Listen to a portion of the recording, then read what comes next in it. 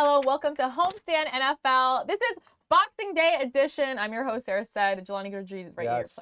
And then we got Justin Pooney, of course. Sales. Let me explain. Yes, sales. Let me explain what we're going to do for this episode. So, because it's Boxing Day edition, we're going to have to talk about, would you buy or would you sell a certain thing within the NFL? Okay. So, when I read a question, you're going to get the We got you. So, the first one, that are you going to buy or sell this?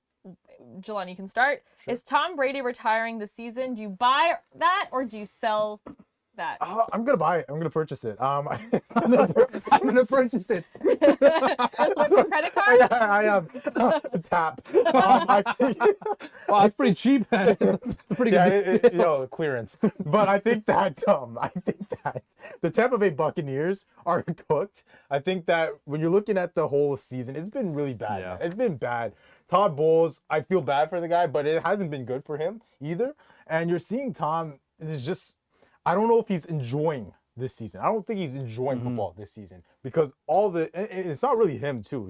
He's still capable of playing this game at a high level. I believe that genuinely, but a lot of the parts around him are struggling. You're talking about just the whole roster construction right now.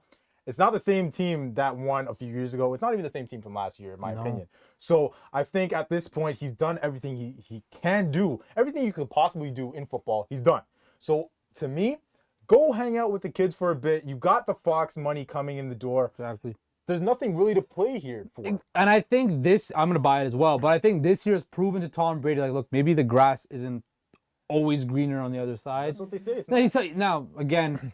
Maybe him staying an extra year wasn't the ideal situation. Now he could go on and win a Super Bowl again, and they could very much well do so. You never know, man. Play again, but I think Tom Brady understands, and I think we talked about this before. Once you think about retirement, you're already halfway out the door, basically, right? And I think Tom Brady already retired and then unretired, so I think he's already halfway out the door, and he knows it's not going to last forever. And I think this is his last year because who else is gonna? I don't think people would line up to take him, but.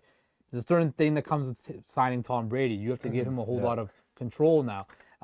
And again, I don't know if teams want to do his that. age too. His age. Like he still plays great, but I think it's done. It's risky because the Niners are interested. And you're right about the Fox thing. Like it's going to be a different chapter, which I'm sure is scary for him. But I feel like it's still super football. Like it's going to be his life. He's still going to be able to watch film and all that stuff, right? So I think like that will be. I don't want him to get hurt, and then that's how his career ends. I want Tom Brady to walk up the field with his head held high.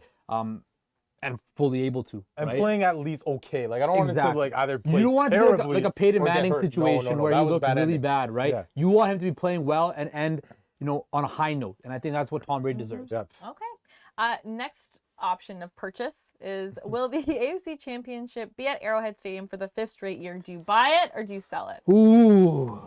Tough one. I think I'm going to buy it because I don't know if the Bills might get there. I think the Bills could get got. I think so too. And depending on the matchups, if they match up against the Cincinnati in the first round, Cincinnati could get them, right? Yeah. Now, again, the seeding's still going to be determined, but I'm going to buy Arrowhead. I think that for whatever reason, for some divine intervention, some way, somehow, if you want to go to the Super Bowl through the AFC, you got to go through Arrowhead. Yeah. Once again, I'm going to take out the debit card and purchase this one too. I think I got to buy it because not the Visa, you can get the travel points to fly to Arrowhead to watch it. Hey, look at you see this right here? J Unit. But I think when you're talking about it, the AFC, like we said, it really comes down to 3 teams at this point, right? The Bills, the Bengals, Chiefs. The Bills, to me, they're good. They're really good. They could go to the Super Bowl, but there's something that I'm missing there. There's just something that I'm missing. I think the Bengals are better than them. I think the Bengals will actually beat the Bills if they meet each other in the playoffs. The Bengals are hot right now, but the thing is, the Chiefs' schedule moving forward, they play a lot of teams. Actually, I think they finished the year off with like each of their teams being either 500 or worse. That is just setting it up for them to get that number 1 seed. Okay, they will obviously have a tiebreaker if they win out. And yes, if they do get home field, I don't see anyone beating them until maybe the 3rd round when they would be hosting. So yeah, I buy it. Okay. The last one, this is a little bit different because it's like more just of an idea. So obviously we have some NFL games on Christmas Day. And obviously people tend to watch a lot of NBA on Christmas Day. So basically, my question for you guys is: are you buying or selling the idea of the NFL on Christmas? Because this year we got the Packers, Dolphins together, Broncos, Rams, Bucks, Cardinals, Chargers, Colts. So, I mean, what are your thoughts on the future of the NFL on Christmas Day? Buying or selling, in your opinion? I would sell it, to be honest with you. Like, I just think let the NBA have that one day, because the NFL is still king everywhere else. Every other day, the NFL is king I agree with up that. until February, and even then. You have free agency starts in March, and then the draft starts. It's a year-round thing. It's pretty much the NFL's going to be a year-round cash cow. Yeah. So let the NBA have one day. I will sell it this year.